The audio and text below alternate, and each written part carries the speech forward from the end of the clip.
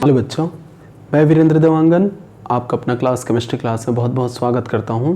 आज हम बात करने वाले हैं कॉम्प्लेक्स के बारे में, जिसको हम कहते हैं संकुल कोऑर्डिनेशन केमिस्ट्री। आप लोगों ने पढ़ा होगा, ये ट्वेल्थ में ये चैप्टर है कोऑर्डिनेशन केमिस्ट्री। तो कॉम्प्लेक्स होते हैं जो संकुल बनते हैं। ये संकुल एक्चुअल में होता क्या है और किस तरह से बनते हैं, इस पर आज हम बात करने वाले हैं।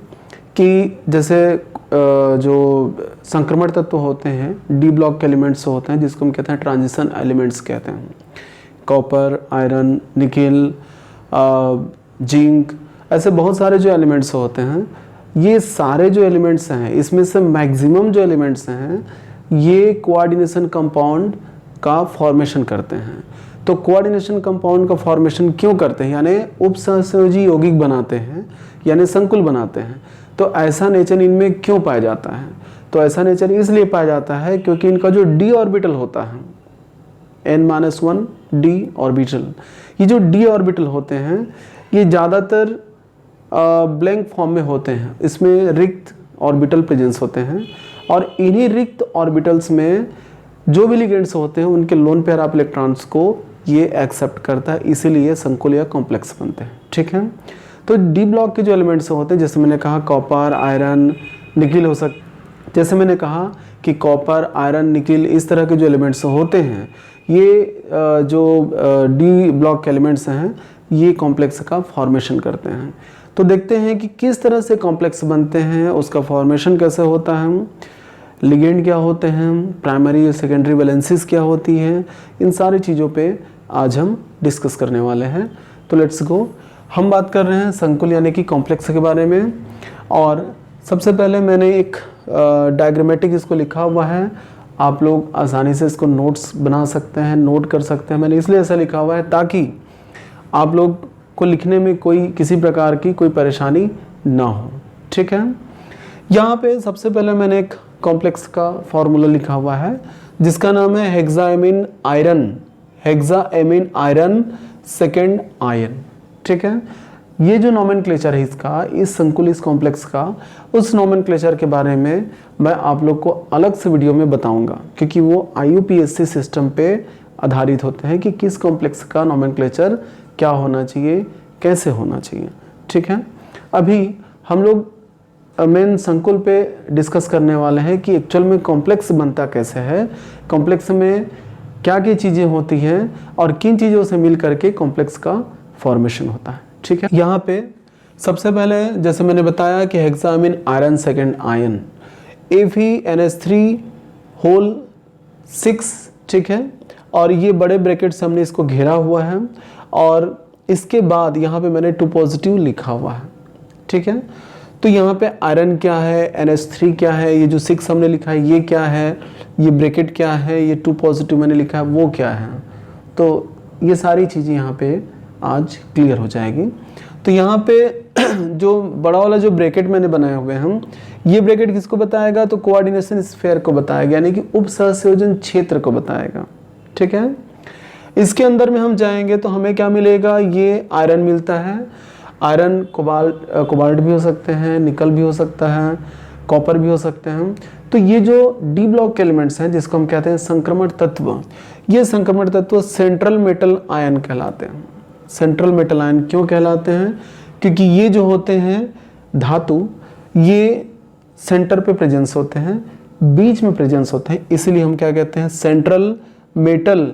चूंकि इस पर पॉजिटिव लगते हैं इसलिए हम आयन इसको शो करते हैं। 2 पॉजिटिव मैंने लगाए हुए हैं, आगे और क्लियर होगा कि 2 पॉजिटिव यहाँ पे क्यों लगा हुआ है। NH3 हमारे पास है, इस NH3 को हम क्या कहते हैं, लिगेंड कहते हैं।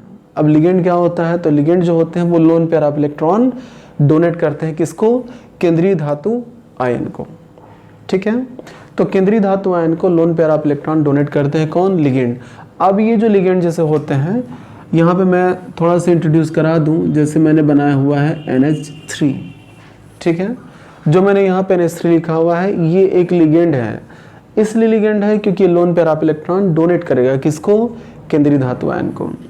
तो ये जो NH3 है इसके पास एक लोन पेयर ऑफ इलेक्ट्रॉन क्यों है और कैसे हैं, तो नाइट्रोजन पे होते हैं 7 1:2 2s2 2p3, ठीक। ये इसका आउटर सेल है, मैंने यहाँ पे इस तरह से बना दिए हैं।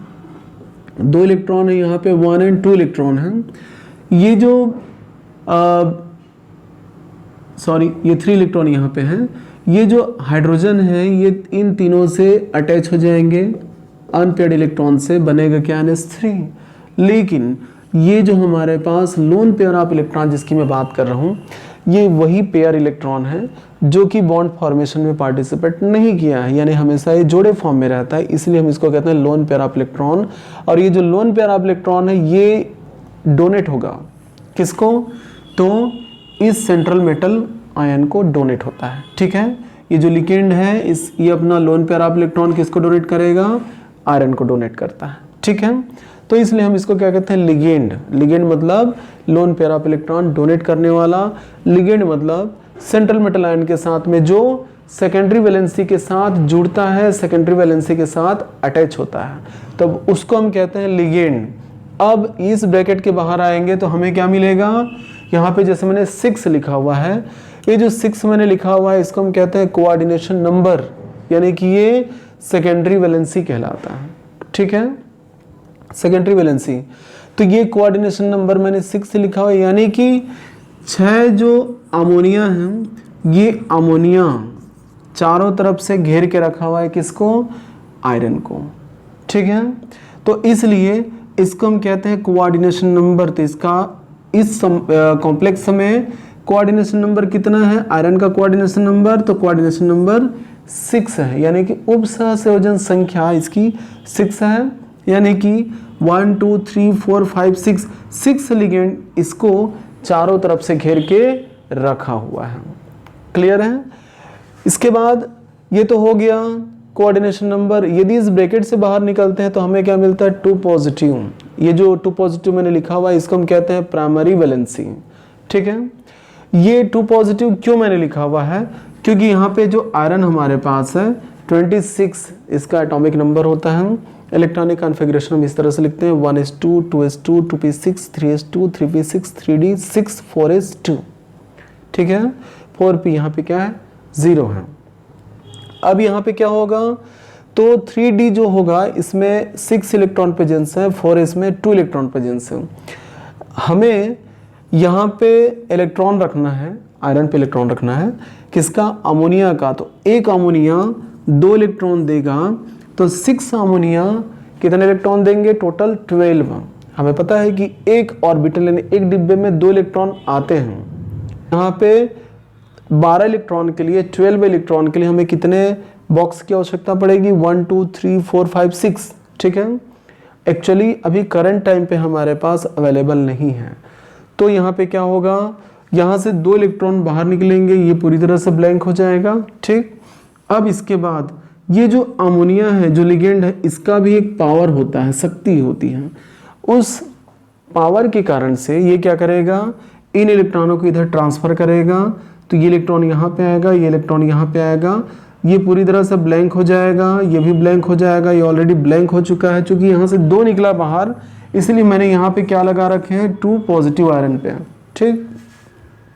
तो आयरन का जब 2 इलेक्ट्रॉन बाहर निकलता है तो ऐसी कंडीशन पे यहाँ पे 2 पॉजिटिव लगते हैं। इसी 2 पॉजिटिव को हम क्या कहते हैं, प्राइमरी वैलेंसी कहते हैं। लेकिन प्राइमरी वैलेंसी बनने के बाद और इलेक्ट्रॉन के ट्रांसफर होने के बाद यहाँ पे टोटल कितने ब्लैंक ऑर्बिटल बन गए, तो 1 2 3 4 5 6 यानी कि 6 ब्लैंक ऑर्बिटल बन चुके हैं। और इन्हीं 6 की जो संख्या उसी को हम कहते हैं कोऑर्डिनेशन नंबर। और ये जो कोऑर्डिनेशन नंबर है ये किससे जुड़ा हुआ है, तो सेकेंडरी वैलेंसी से जुड़ा हुआ है।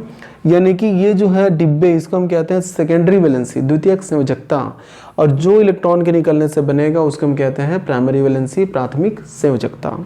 अब यहाँ पे एक आयरन से 6 अमोनिया जुड़ चुके हैं। जब एक आयरन से 6 अमोनिया जुड़ चुके हैं तो ऐसी कंडीशन में क्या बन चुका है, ये हेक्साएमीन आयरन, सेकेंड आयन, ठीक। तो यहाँ मैंने लिखा हुआ है कि प्राइमरी वैलेंसी जो होगा उससे आयनिक बॉन्ड बनते हैं। जैसे कि मैं चाहूँ तो यहाँ पे 2 पॉजिटिव हटा करके यहाँ पे 2 नेगेटिव लिख सकता हूँ, ठीक है। जैसे कि मैं यहाँ पे 2 पॉजिटिव को हटा करके 2Cl लिख सकता हूँ, ठीक, इस तरह से, या फिर Cl2 लिख सकता हूँ, ये हो गया। तो यहाँ पे क्या होगा कि 2 पॉजिटिव ये इसकी प्राइमरी वैलेंसी को बताएगा, तो प्राइमरी वैलेंसी आयनिक बॉन्ड को बताता है, आयनिक बॉन्ड बनेगा प्राइमरी वैलेंसी से, और सेकेंडरी वैलेंसी से कोऑर्डिनेट बॉन्ड बनेगा। क्लियर है? तो ये एक कॉम्प्लेक्स होता है जो बिल्कुल इस तरह से बनते हैं, और कॉम्प्लेक्स जब बनते हैं तो उसके लिए सेंट्रल मेटल आयन होना चाहिए, लिगेंड होना चाहिए। लिगेंड जो होते हैं वो मोनोडेंटेड भी होते हैं, बाइडेंटेड होते हैं, पॉलीडेंटेड होते हैं। मतलब कोई लिगेंड जो होते हैं 1 लोन पेयर ऑफ इलेक्ट्रॉन रखता है, तो कोई ligand 2 lone pair of electron रखते हैं, तो कोई जो लिगेंड्स होते हैं वो 3 लोन पेयर ऑफ इलेक्ट्रॉन्स भी रखते हैं। तो यहाँ पे ये लिगेंड्स हो गए जो लोन पेयर ऑफ इलेक्ट्रॉन इसको डोनेट करेंगे, इसकी संख्या को हम कोऑर्डिनेशन नंबर कहते हैं। और यहाँ पे ये जो बड़ा वाला ब्रैकेट है इसको हम कोऑर्डिनेशन स्फीयर कहते हैं। स्फीयर के बाहर में जो आयन लगते हैं इसको हम कहते हैं सेकेंडरी वैलेंसी, सॉरी इसको हम कहते हैं प्राइमरी वैलेंसी, ठीक। तो सेंट्रल मेटल आयन से जो इलेक्ट्रॉन निकलेगा उससे प्राइमरी वैलेंसी बनेगा, और सेंट्रल मेटल आयन के पास जो ब्लैंक ऑर्बिटल बनेंगे, रिक्त ऑर्बिटल, उसको हम कहते हैं सेकेंडरी वैलेंसी, ठीक। कॉम्प्लेक्स के बारे में मेरे बहुत सारे वीडियोस आएंगे, उम्मीद करता हूँ कि आप लोग सारे वीडियोस देखेंगे, आप लोग का जो कॉम्प्लेक्स का जो कंसेप्ट है वो पूरी तरह से क्लियर हो जाएगा। तो उम्मीद करता हूँ बच्चों ये जो टॉपिक है बहुत अच्छे से समझ में आया होगा। कहीं भी डाउट्स हैं तो आप लोग नीचे कमेंट बॉक्स में कमेंट कीजिए, ताकि मुझे आप लोग के जो कन्फ्यूजन्स हैं या आप लोग के जो रिक्वायरमेंट है वो मुझे पता चल सके। ठीक है बच्चों, मेरे बहुत सारे वीडियोस हैं, बहुत सारे टॉपिक पे हैं, बहुत छोटे छोटे टॉपिक पे मैं बना रहा हूँ ताकि आप लोग का जो कंसेप्ट है वो पूरी तरह से क्लियर हो सके। तो कंटिन्यू मेरे वीडियो को वॉच कीजिए, मेरे वीडियो को शेयर कीजिए, सब्सक्राइब कीजिए, लाइक कीजिए, ठीक है। तो ठीक है बच्चों, इसी के साथ आप सभी को good luck, take care, thank you.